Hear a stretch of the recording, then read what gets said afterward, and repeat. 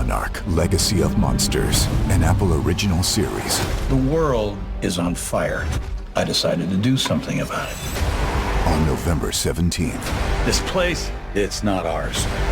Believe me. The most massive event of the year arrives.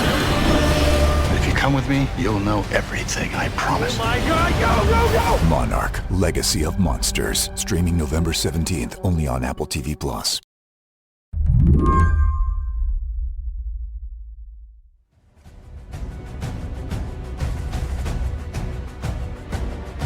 There's this story that I came across this week about President Biden watching a movie at Camp David.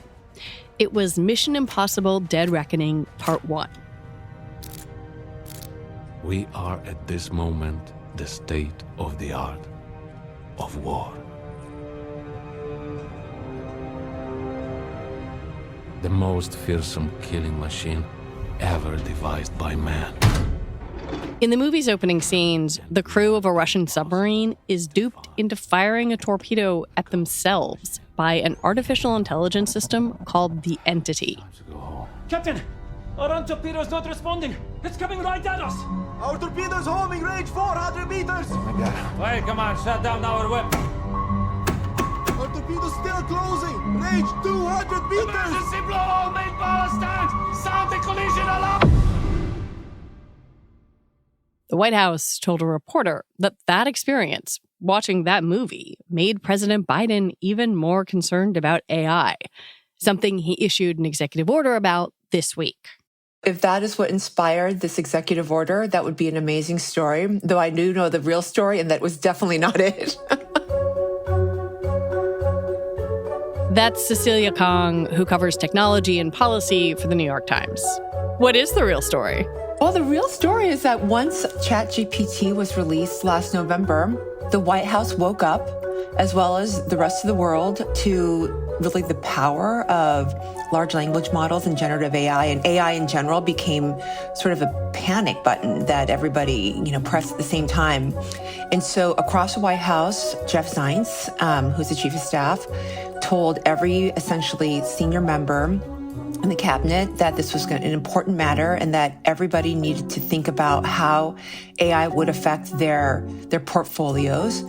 And he started weekly, if not more than weekly, stand-up meetings to talk about AI. And they got to work on what resulted in this week with this executive order.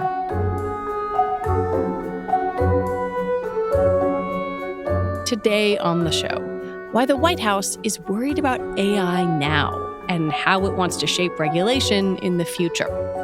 I'm Lizzie O'Leary, and you're listening to What Next TBD, a show about technology, power, and how the future will be determined. Stick around.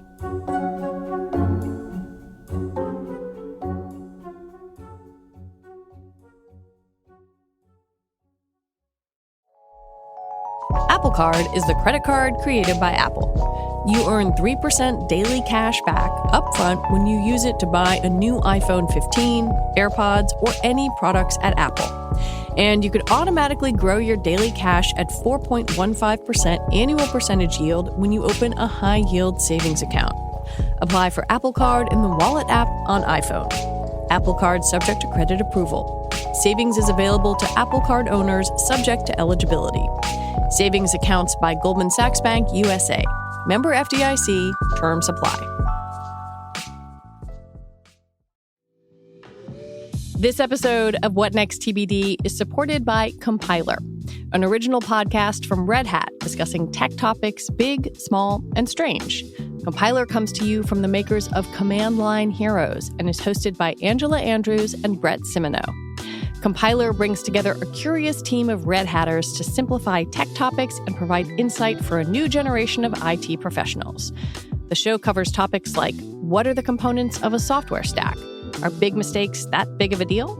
And do you have to know how to code to get started in open source? Compiler's approachable format simplifies seemingly complicated tech concepts, which makes it an ideal listen for newcomers and seasoned professionals alike. With topics like tech hubs, InfoSec, and edge computing, there's bound to be something for everyone interested in tech.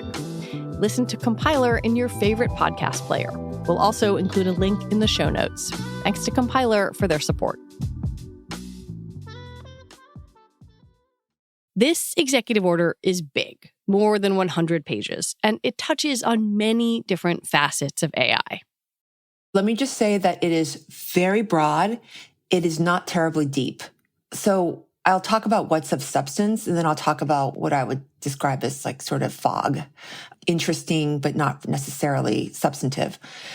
The really surprising for me and quite substantive stuff falls into the bucket of national security. And what the White House did is they invoked the Defense Production Act, this 1950s law, to essentially regulate AI companies. And because just as to back up, the White House has no authority to just call rules and to start regulating companies. That's something that Congress needs to do.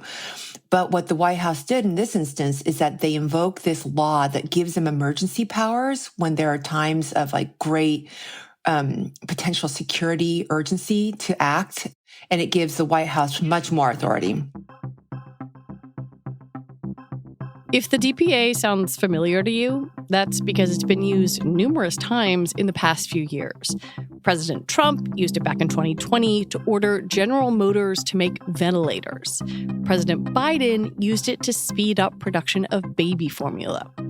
Cecilia says that invoking this Korean War-era law signals that the administration sees AI as a national security threat. And so that signals that Biden believes that AI and the potential risks of AI are that important, that they need this defense, this all across defense agencies response.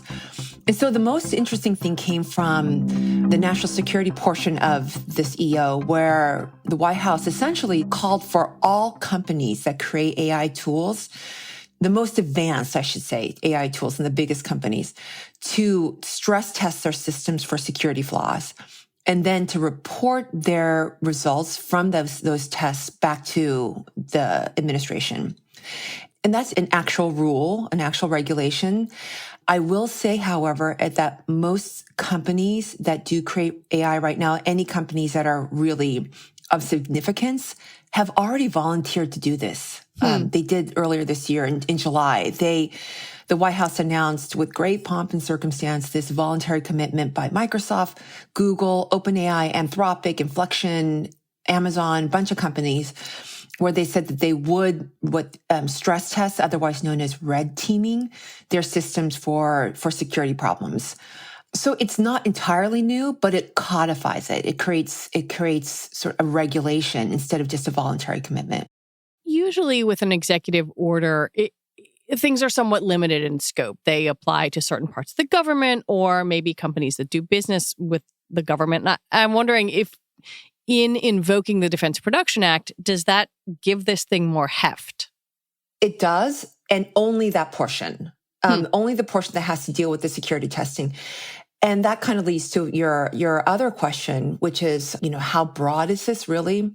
I mean, it is broad in that there's a lot of discussion about how every agency should be thinking about AI and coming up with standards. There's talk about watermarking, which is, a security measure to guard against disinformation and copyright violations. There's talk about civil rights violations that AI can facilitate. There's a lot of talk here. But most of the rest of the EO is all sort of what I would describe as calls for recommendations and calls for studies. So it's not terribly substantive, the rest of the EO. What it does do is that it signals that this administration is pretty serious about AI and that they want every agency to think about it and staff people to think about it and focus on AI, the risks and the benefits. But, aside from calling for reports, asking for agencies to come up with certain standards, depending on what the vertical is, there's not a lot of enforcement or teeth beyond asking for these things.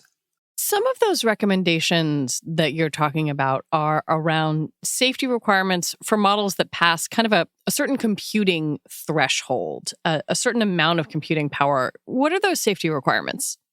I think the big takeaways, listeners should know that no existing AI models out on the market right now meet that threshold. This is like future stuff. This is like, this is the biggest models that were like large language models, generative AI, other sorts of computing models that haven't really been commercialized yet. They're not available to consumers. So that security measure, all these requirements for testing, this is looking at the riskiest stuff that's probably down the line. I'm not saying years, but definitely not today. And actually, that's one of the criticisms that people outside who have observed this say, that a lot of this doesn't address, the EO does not address some of the very clear and present dangers that we face right now. For example, like ahead of the 2024 election, a lot of disinformation that we see, even in conflict zones right now. I think that the public needs to understand that this stuff is looking ahead. It's not looking right in front of us. One of the things that President Biden referenced is the ability of artificial intelligence to create deepfakes. You can do it now. You can make a credible Joe Biden. You can make a credible Cecilia Kang. We could do that with your voice right now. And I feel like that's the kind of thing that really gets a politician's attention. How do they address that? Yeah, it definitely got President Biden's attention, and he mentioned it in his speech in signing this executive order. With AI, fraudsters can take 3-second, and you all know this, 3-second recording of your voice. I've watched one of me on a couple of them. I said, when the hell did I say that? There's nothing that gets a politician's attention than a false portrayal of them. And that was exactly what he was referencing. And it's a very important issue that is discussed a lot within Washington. And just to be clear, this EO will not solve the deepfake problem immediately, nor will it just on its own be able to solve any of those problems per se. A lot of the directives when it comes to this EO are about creating standards for the future, and even these directives to companies about reporting on security risks, that stuff won't even apply to, that certainly won't apply to the 2024 election, nor would it apply to what's happening with so many fakes right now in Gaza and in the Ukraine. It's a real clear and present problem and danger right now. And right now, the way that Congress is moving slowly, and because of the limitations of this EO, the problem of deepfakes won't even be nearly addressed by these efforts in government. With this EO also looking at future harms and some of the more sort of potentially or billed as existential harms, there is criticism that it doesn't address current harms of AI. One of the biggest ones that people talk about is facial recognition, where there is a wide body of research that shows that facial recognition often does not correctly identify people with darker skin tones. Does the administration think about the criticisms that are being raised about AI right now? Is it sort of trading some of those to focus on these future ones? I was actually so surprised that the term facial recognition wasn't really in this EO. And aside from the implications or the assumptions that one can make when the White House references discrimination and bias generally as something that they want to conquer, and that's something that they fear AI will facilitate, there wasn't that spotlight on facial recognition that you certainly hear and you see in Europe, for example. So I hear in private conversations that there's a concern about facial recognition, but there was not a focus on it in this executive order, nor do I see much of that in, not in any substantive way, I should say, nor do I see a ton of focus on that in Congress. There's some members who've talked about their concerns. Ron Wyden, for example, when it comes to facial recognition. And there are some others, but in Europe, they're viewing AI regulation from categorizations of risk, and they view facial recognition as a real high risk category. So the way that they sort of organize their legal principles around AI regulation gives it a really clear place in terms of regulation. And in the US, it's just sort of broadly seen as one of the tools that could be used for discrimination and bias, which the president talks about, and he did during his speech, and members of Congress talk about. But even there, when it comes to civil rights that individuals have and discrimination bias, there's not a lot of depth, especially in this EO, about how government should go about solving the problem and preventing more discrimination and bias through AI tools. When we come back, what doesn't the executive order do? And what threats from AI does it leave unaddressed?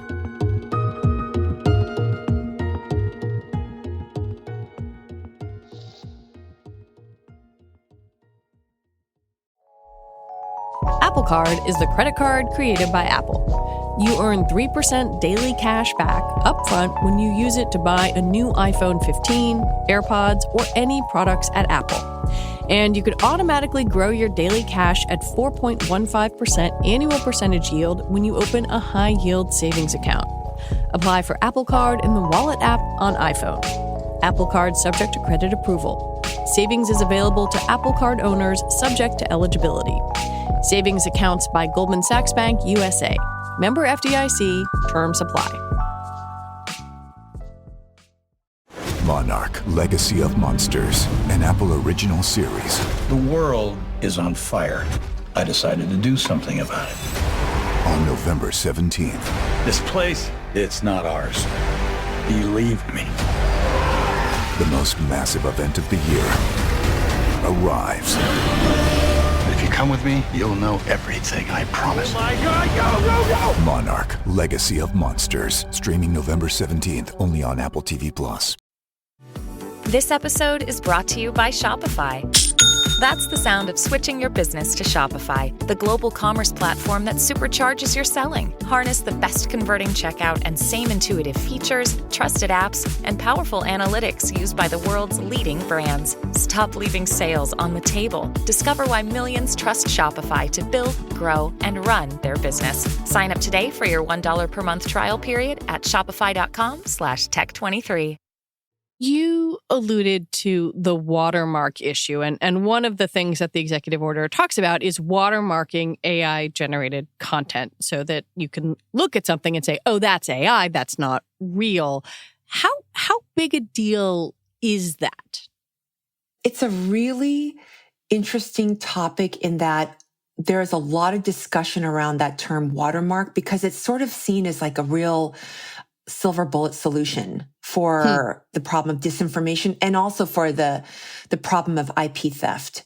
When you talk to computer scientists, they really are dubious that that's the end-all be-all solution. And also they say it's kind of a distraction because a lot of the problem of disinformation simply can't be solved by watermarking, which is essentially an identifier within pieces of content that show where that content originated.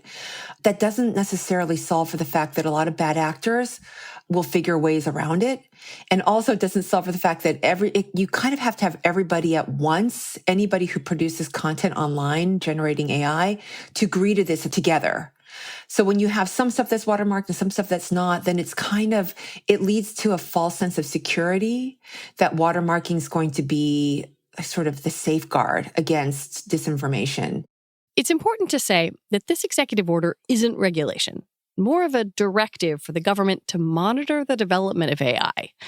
In order to do that, the government is relying on NIST, the National Institute of Standards and Technology, to help draft standards for companies to follow and potentially oversee things.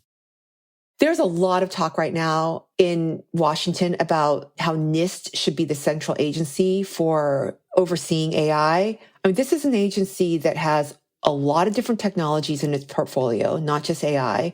And it's a measurement and standards agency. It's not, it's not seen as like an enforcement agency like the Federal Trade Commission. Probably no surprise, some companies like Google really want NIST to be the oversight agency. And I think it goes without saying, it's because they don't have the culture or the history of being a strong regulatory agency, like a watchdog enforcement policing agency. So, NIST is supposed to come up with these standards on watermarking. And then there's lots of questions of who's just going to oversee AI and safety going forward. I mean, so many questions that aren't answered actually in this EO. Well, that's kind of where I was going with this because, traditionally EOs are sort of limited in scope. There's something an administration can do unilaterally, but for real rules, it takes Congress. And right now, that ain't happening. So I wonder, what's the best way to put this? How much enforceability is here? Are there teeth? Not really. I mean, the regulation is specifically to report back results from testing. Yeah. It's limited. It's not nothing, but it's limited. So as far as teeth, not so much. And the other thing I would also bring up is that this EO really is very supportive of the development of AI as well. So it's not just about safety and the risks. There's a lot in here that tries to support what's viewed as the opportunities of AI. So, there is discussion about streamlining immigration to bring more skilled workers, the engineers that actually write the code and create these AI tools. There's a shortage of them globally, and the US wants more of them to come here. So this EO tries to do that. It also asks all the agencies to think about ways that they can buy more AI tools. So there is, not only is this not terribly deep, though it is wide, there's a lot more carrot than stick, I think, in reading this EO. Is that why perhaps the major tech and AI companies seem to be pretty happy with all of this? Yeah, I mean, I think there's not a lot surprising. There's not a lot to dislike about this EO. The things that companies are concerned about include required licensing. So you'd have to go through like an FDA sort of process in order to put out an AI tool. That's something that's been bandied around in Congress, at least discussed. There's no requirements for, an independent agency like the FTC or the FDA to create specific rules, and to have experts on staff. Those are the kinds of things that have been like really scary regulatory proposals that some members of Congress have talked about, and that companies, when it really comes down to it, they would push strongly against. Many of them would. I wonder if the U.S. government actually has people at these various agencies. You talked about NIST a little bit. You've talked about the FTC, who fully grasp AI. That always is kind of one of the interesting tensions between Washington and Silicon Valley, is Silicon Valley saying, you don't understand what we do, and Washington saying, look, our job is to make sure that we regulate you.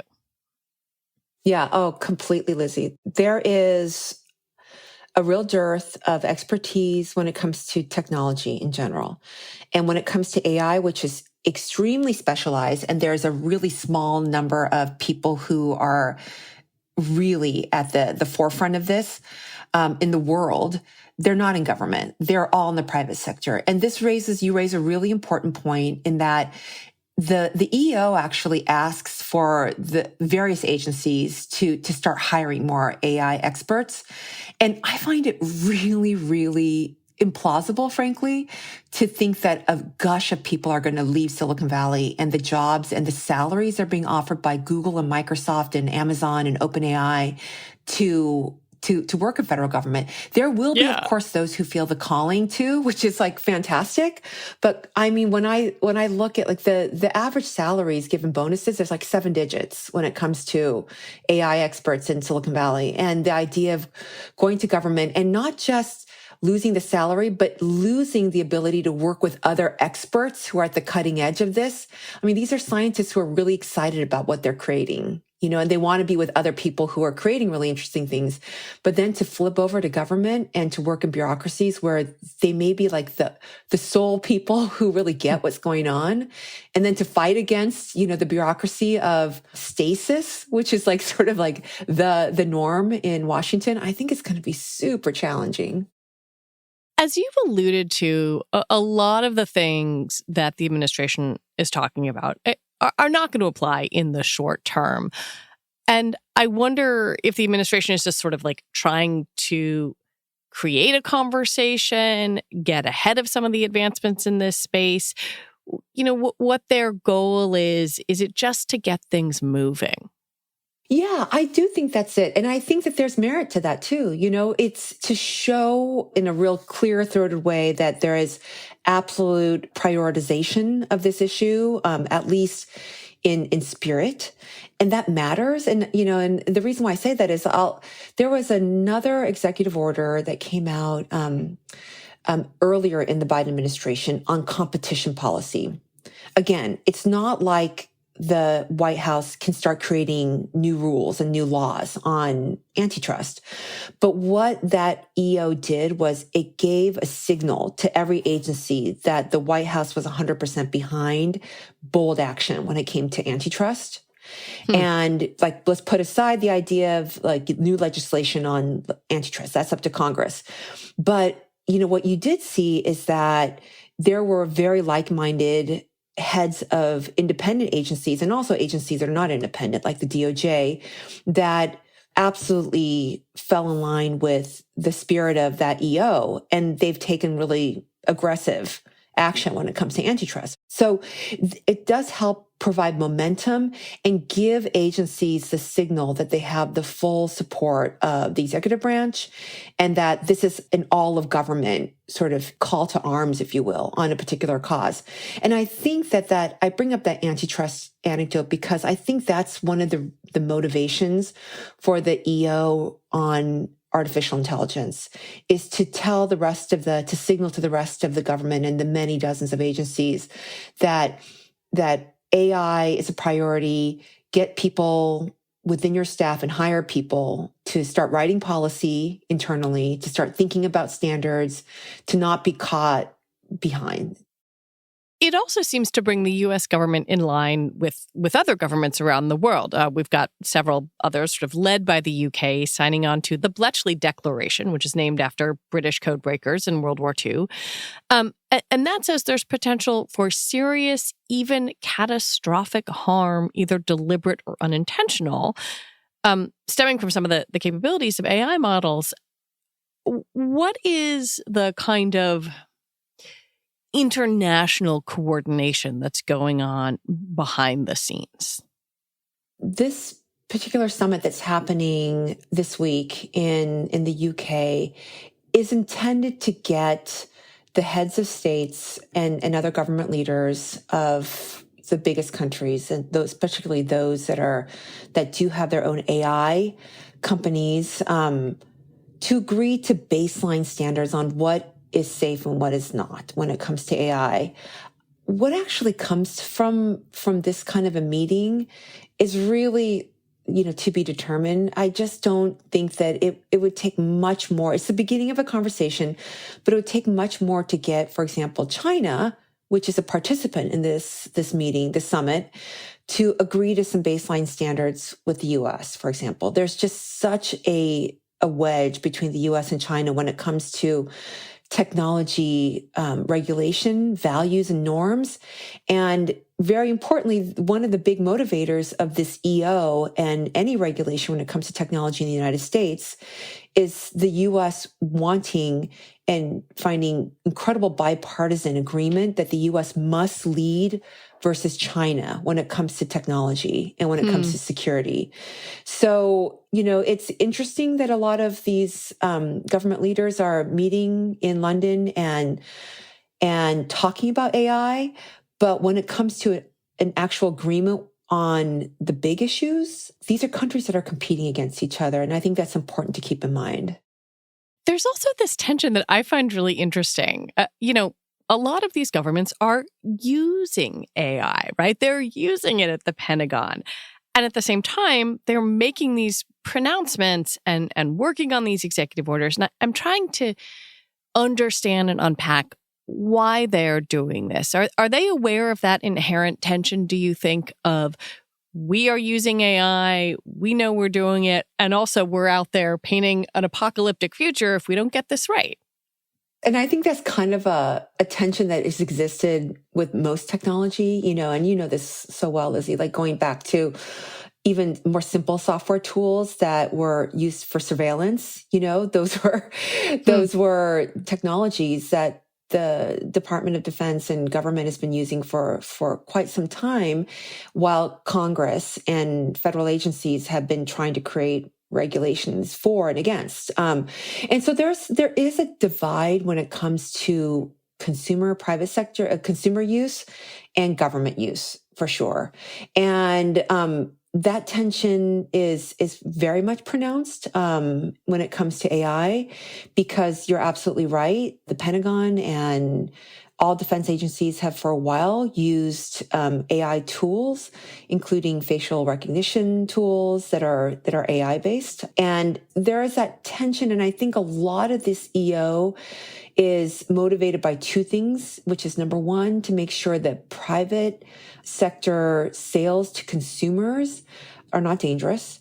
And the recognition that AI is a little bit different in that some of these models are just so incredibly powerful that without some baseline guardrails, things can become very unsafe and even potentially pose existential harms in the way that that those in the UK are describing, these, catastrophic possible, human ending harms. And that's what concerns folks, including in the Department of Defense, about the power of these AI tools and the need for regulations.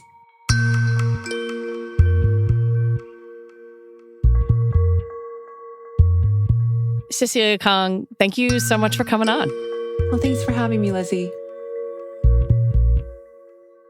Cecilia Kang covers technology and regulation for the New York Times. That is it for the show today. What Next TBD is produced by Evan Campbell and Anna Phillips. Our show is edited by Jonathan Fisher. Alicia Montgomery is vice president of audio for Slate, and TBD is part of the larger What Next family. We're also part of Future Tense, a partnership of Slate, Arizona State University, and New America. And if you are a fan of the show, the best way to show that support is to join Slate Plus. Just head on over to slate.com/whatnextplus to sign up. All right, we will be back on Sunday with another episode. I'm Lizzie O'Leary. Thanks for listening.